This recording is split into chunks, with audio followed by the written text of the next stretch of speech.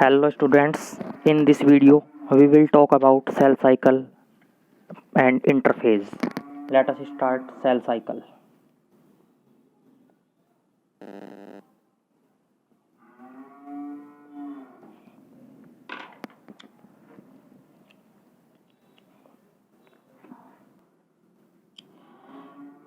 In NCERT paragraph 10.1, NCERT says the all organism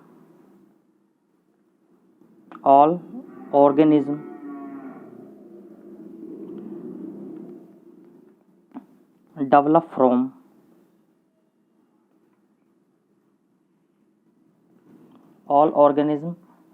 from single celled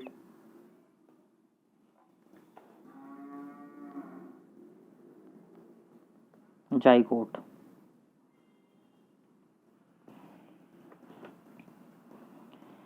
सबसे पहले हम देख लेते हैं, ये सेल है, सेल ग्रो करती है,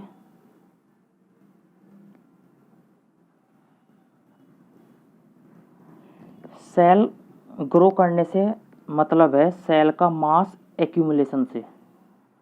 सेल ग्रो करने पर अपना मास एक्यूमुलेट कर लेती है। मास एक्यूमुलेशन के बाद सेल का साइज बढ़ जाता है और सेल के साइज बढ़ने से सेल डिवाइड कर जाती है और एक सेल दो सेल में ब्रेक हो जाती है। सभी लिविंग ऑर्गेनिज्म के अंदर जो ग्रोथ है, सभी लिविंग ऑर्गेनिज्म के अंदर जो ग्रोथ है प्लस रिप्रोडक्शन, ग्रोथ और रिप्रोडक्शन, ऑल लिविंग ऑर्गेनिज्म के अंदर जो ग्रोथ और रिप्रोडक्शन है वो एक इम्पोर्टेंट इवेंट है, वो एक इम्पोर्टेंट इवेंट है। डिवाइड करने को ही हम रिप्रोड्यूस करना भी बोलते हैं। इसी पैराग्राफ के अंदर एनसीईआरटी में हमारे एक बात और लिखी गई है, growth, DNA replication and cell division are the coordinated event.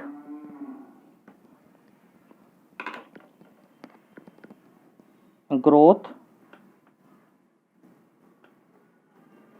DNA replication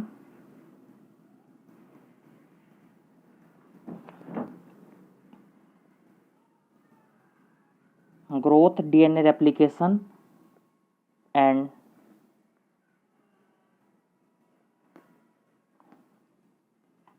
cell division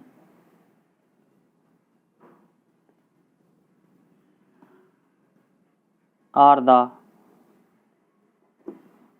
coordinated event। इस लाइन का क्या मतलब है ये देखते हैं। हमारे पास कोई सेल है, ये सेल का न्यूक्लियस है,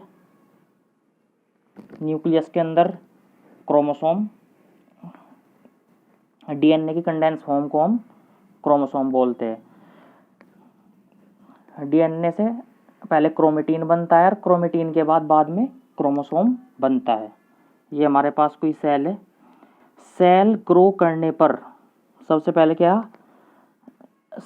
कोई सेल ग्रो करती है, ग्रो करने पर अपना मास एक्यूमुलेट करती है। ये सेल ने ग्रो किया और इसके बाद सेल मास एक्यूमुलेट करने पर इसका मास बढ़ गया। मास बढ़ने के बाद इसका डीएनए रेप्लिकेट कर जाता है, इसका डीएनए रेप्लिकेट कर जाता है।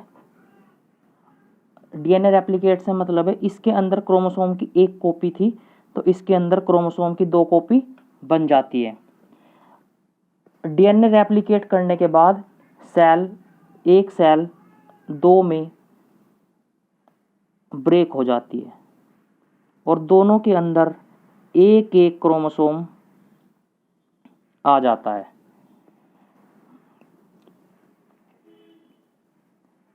जिस सेल से दो सेल बनती है उसे बोलते हैं हम पेरेंटल सेल।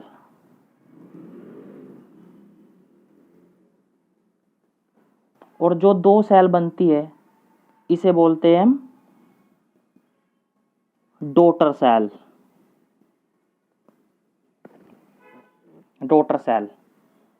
इस पेरेंटल सेल के अंदर और डॉटर सेल के अंदर हमेशा जो साइटोप्लाज्म है, जो साइटोप्लाज्म है,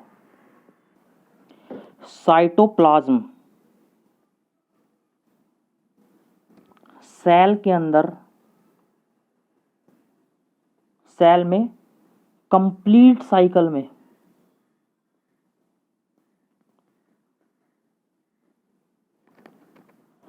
कॉन्टिन्यूअस ग्रो करता है, कॉन्टिन्यूअस इंक्रीज करता है। But DNA replication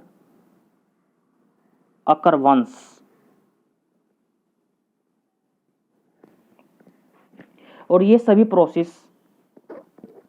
process under the genetic control होते हैं,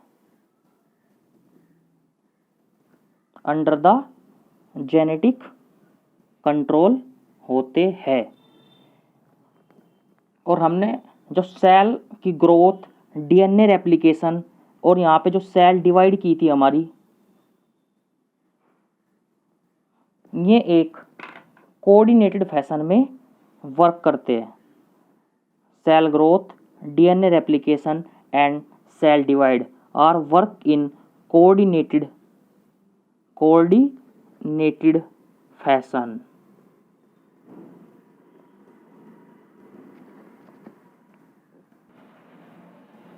अब बात करते हैं हम एनसीईआरटी के अगले topic phases of cell cycle के बारे में। इस वीडियो के अंदर हम एनसीईआरटी के पहला पैराग्राफ 10.1 के बारे में डिटेल स्टडी करेंगे। इसके बाद आपको कोई कन्फ्यूज़न नहीं रहेगा। फेजिस ऑफ सेल साइकिल में हम किसी भी सेल साइकिल के 4 फेज होते हैं। किसी भी सेल साइकिल के 4 फेज होते हैं। इन चार फेज में जो सबसे पहला फेज होता है वो G1, दूसरा S, तीसरा G2 और चौथा फेज M फेज होता है। G1 फेज के अंदर कोई सेल ग्रो करती है,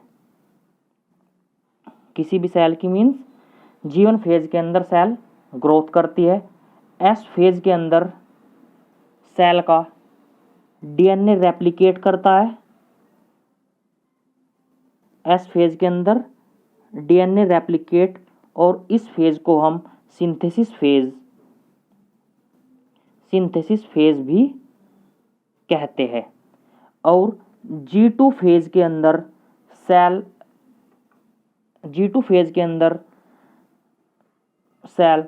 प्रोटीन बनाती है। सेल प्रोटीन बनाती है। इस प्रोटीन को हम कहते हैं ट्यूबुलिन प्रोटीन, और इस ट्यूबुलिन प्रोटीन का यूज हम स्पिंडल फाइबर फॉर्मेशन में करते हैं। स्पिंडल फाइबर फॉर्मेशन में करते हैं। इन स्पिंडल फाइबर का यूज हम एम फेज में करते हैं। But G1 plus S plus G2 phase को हम इंटरफेज और रेस्टिंग फेज कहते हैं। G1 S G2 फेज को हम इंटरफेज और रेस्टिंग फेज कहते हैं, क्योंकि इसके अंदर एक्चुअल में सेल डिवाइड नहीं करती। सेल अपने आप को डिवाइड करने के लिए प्रिपेयर करती है, बट एम फेज के अंदर, एम फेज में सेल एक्चुअल में डिवाइड करती है।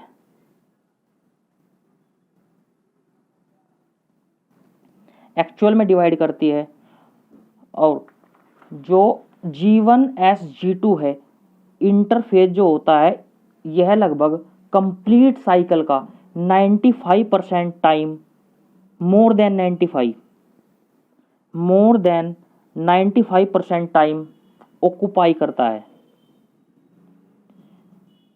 जिसमें सेल अपने आप को डिवीजन के लिए प्रिपेयर कर रही होती है। वो टाइम 95% होता है, बट जहाँ पे एक्चुअल में सेल डिवाइड कर रही होती है वो टाइम केवल लेस देन 5% होता है। और एम फेज की स्टार्टिंग, एम फेज जो हमारा स्टार्ट होता है वो होता है कैरियोकाइनेसिस से। एम फेज हमारा जो स्टार्ट होता है वो होता है कैरियोकाइनेसिस से और एंड होता है साइटोकाइनेसिस पर। कैरियोकाइनेसिस का मतलब है सबसे पहले एम फेज में जाने पर हमारा न्यूक्लियस डिवाइड करता है और बाद में हमारा साइटोप्लाज्म डिवाइड करता है। अब डिफरेंट ऑर्गेनिज्म के लिए इस साइकिल का टाइम वेरी करता है। ह्यूमन सेल के लिए यह टाइम 24 आवर्स होता है। मीन्स 24 घंटे के अंदर जो ह्यूमन की सेल है वो डिवाइड करती है, but the yeast cell divide within 90 minutes.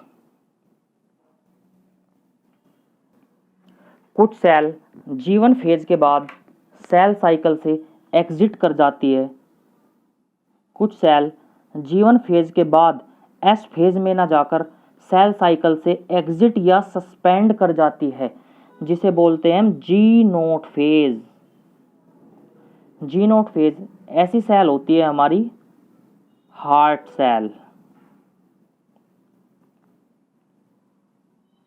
ऐसी सेल होती है हमारी heart cell, nerve cell etcetera. अब हम अच्छे से G0 फेज को एक्सप्लेन करते हैं। G0 फेज के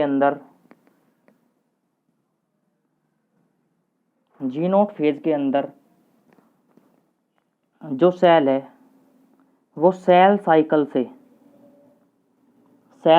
से एग्जिट कर जाती है या सस्पेंड कर जाती है। यहाँ पर सेल कोई प्रोलिफरेशन शो नहीं करती, नो प्रोलिफरेशन।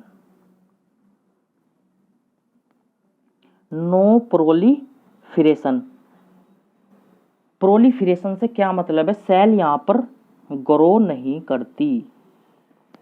और नंबर 2 चीज, सेल यहाँ पर मेटाबॉलिकली एक्टिव होती है। सेल मेटाबॉलिकली एक्टिव होती है। Metabolically active means cell living है बट ग्रो नहीं कर रही है। सेल वापस सेल साइकिल के अंदर भी आ सकती है, बट वह तब ऐसा करती है जब सेल को इस बारे में कहा जाए। सेल डज नॉट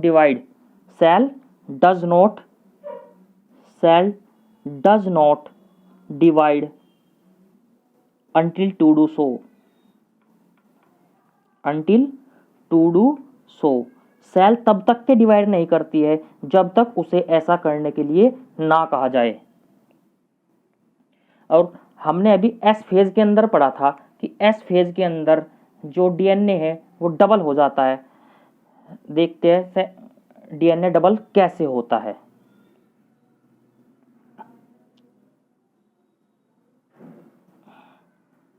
ये हमारा क्रोमोसोम की एक कॉपी है न्यूक्लियस के अंदर। हमारा डीएनए एस फेज की बात चल रही है। एस फेज के अंदर हमारा डीएनए रेप्लिकेट कर गया। डीएनए रेप्लिकेट करने पर इसकी 1 से 2 कॉपी बन गई। और एस फेज के अंदर एक ऑर्गेनेल और डबल होता है जिसे बोलते हैं हम सेंट्रियोल। और 2 सेंट्रियोल जब एक दूसरे के परपेंडिकुलर होते हैं तो उन्हें बोलते हैं हम सेंट्रोसोम। सेंट्रोसोम ये स्पिंडल फाइबर फॉर्मेशन में हमें हेल्प करते हैं। अब हम एक सबसे कंफ्यूजिंग टॉपिक सेंट्रोमियर, क्रोमेटिड और क्रोमोसोम के बारे में स्टडी करने जा रहे हैं।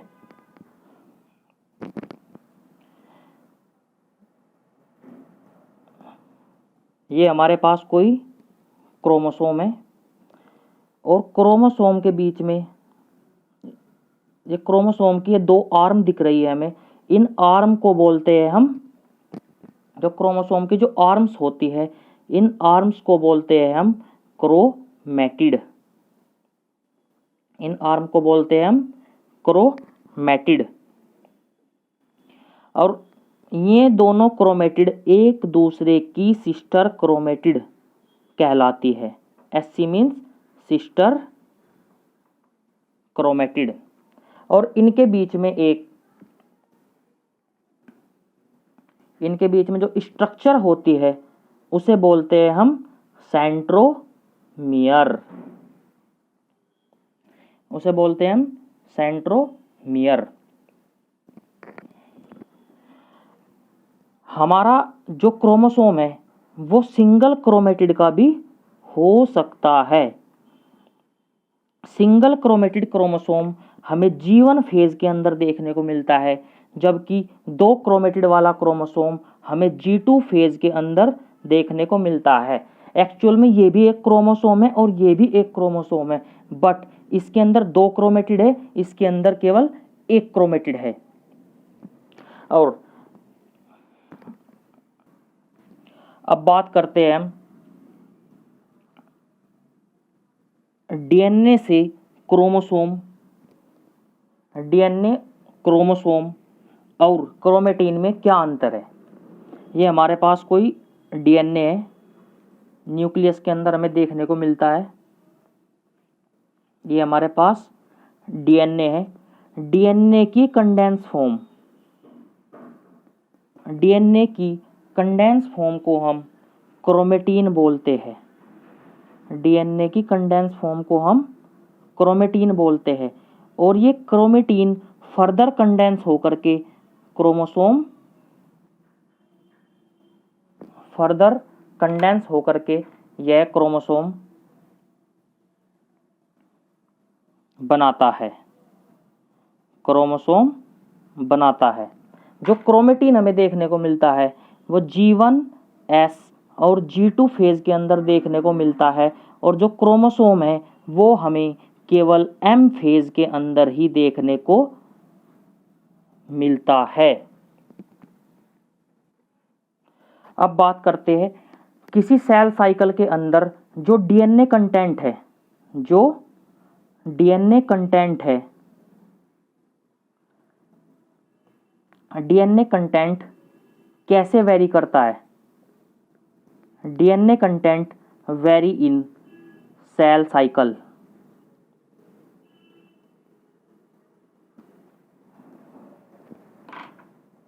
DNA content vary in cell cycle. हमारे पास 4 फेजेस होते हैं, G1S, G2, M। और हमारे पास G1 फेज में वी एज्यूम हमारे पास क्वांटिटी है डीएनए कंटेंट की 2C। एस फेज में डीएनए कंटेंट डबल होता है। एस फेज में डीएनए कंटेंट डबल होने पर हम इन चेक पॉइंट्स पर देखते हैं कि डीएनए कितना हुआ, इन्हें बोलते हैं चेक पॉइंट। अब एस फेज के बाद डीएनए कंटेंट हो जाता है 4C।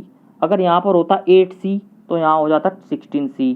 मीन्स डबल हो जाता है एस फेज में, और G2 फेज में डीएनए कंटेंट पर कोई चेंज नहीं आता। जो एस फेज में होता है वही G2 फेज में आता है, और G2 फेज के अंदर जो हमारा डीएनए कंटेंट होगा वो होगा 4C, और M फेज में जो 4C दोबारा से 2C में ब्रेक हो जाएगा। हमारी सेल साइकिल में इस तरीके से डीएनए कंटेंट वेरी करता है। अब हम पढ़ते हैं सेल साइकिल के अंदर G1S G2 फेज में क्रोमोसोम नंबर किस तरीके से वेरी करता है। ये हमारे पास सेल साइकिल है, G1S G2M में क्रोमोसोम नंबर किस तरीके से वेरी करता है। G1 फेज में हमारे पास क्रोमोसोम, जो क्रोमोसोम होता है न्यूक्लियस में उसका एक क्रोमेटिड होती है, बट G2 फेज में इसकी क्रोमेटिड 2 क्रोमेटिड होती है। But chromosome number G1 phase में जो क्रोमोसोम नंबर होता है, एज्यूम यहाँ पर क्रोमोसोम नंबर अगर हमारे पास 1 है तो G2 फेज में भी क्रोमोसोम नंबर 1 ही होगा। अगर हमारे पास यहाँ 20 क्रोमोसोम्स है तो यहाँ भी 20 क्रोमोसोम्स ही होंगे। बस डिफरेंस इतना आएगा, हमारे पास अगर यहाँ पर इसकी 1 क्रोमेटिड है तो इसकी 2 क्रोमेटिड हो जाएगी। अगर इसकी 1 क्रोमेटिड है तो इसके अंदर 1 और 1 2 क्रोमेटिड, यहाँ पे 1 क्रोमेटिड थी। अगर यहाँ पे 20 क्रोमोसोम है, इसका मतलब है हमारे पास 20 क्रोमेटिड्स है, 20 क्रोमेटिड्स है। और इसके बाद हमारे पास न्यूक्लियस में डबल डबल क्रोमेटिड की क्रोमोसोम बन जाएंगे। बट काउंट जब हम करेंगे ये भी एक ही क्रोमोसोम है और ये भी एक ही क्रोमोसोम है। स्टूडेंट्स को सबसे ज़्यादा कन्फ्यूज़न यही होता है कि सिंगल स्टैंड मीन्स को क्रोमोसोम ही नहीं समझते। बट ये कन्फ्यूज़न है सभी स्टूडेंट्स के मन में, बट उसको भी हम क्रोमोसोम की तरह ही ट्रीट करते हैं। ट्रीट के एक्चुअल में होता ही वही क्रोमोसोम है। और जो एस फेज होता है, एस फेज के अंदर हमारा जो क्रोमोसोम नंबर है,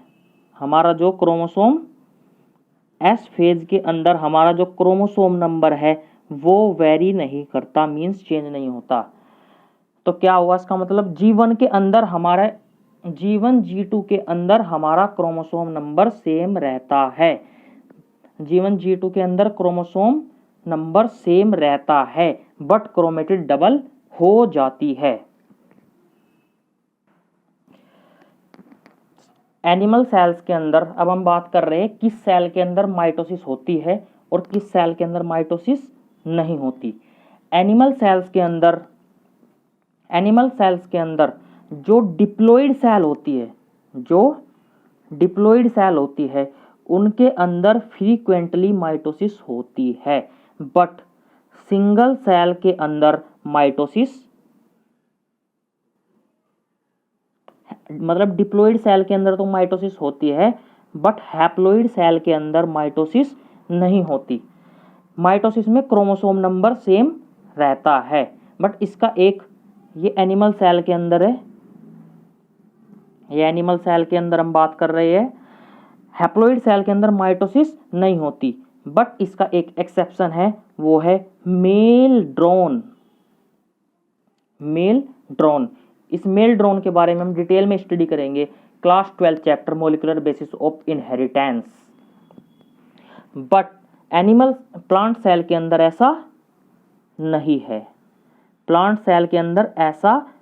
है, यहाँ पर डिप्लॉइड में भी माइटोसिस होती है और हैप्लॉइड में भी माइटोसिस होती है। आई होप आपको ये चीज़ बहुत अच्छे से समझ में आई होगी। अब इस लेक्चर को हम यहीं पे समाप्त करते हैं। इस लेक्चर में हमने पढ़ा सेल साइकिल के बारे में और एनसीईआरटी का पैराग्राफ 10.1 अगर आप अच्छे से अब पढ़ते हैं एनसीईआरटी से, आई होप आपको कोई कन्फ्यूज़न नहीं आएगा। और अगले लेक्चर में हम बात करेंगे एम फेज़ के बारे में। एनसीईआरटी का पैराग्राफ है एम फेज़, उसके अंदर हम प्रोफेज, मेटाफेज, एनाफेज, टेलोफेज के बारे में बात करेंगे। और आई होप आप इस चीज़ को फॉलो करेंगे। मिलते हैं अगले लेक्चर में। All the best, thank you.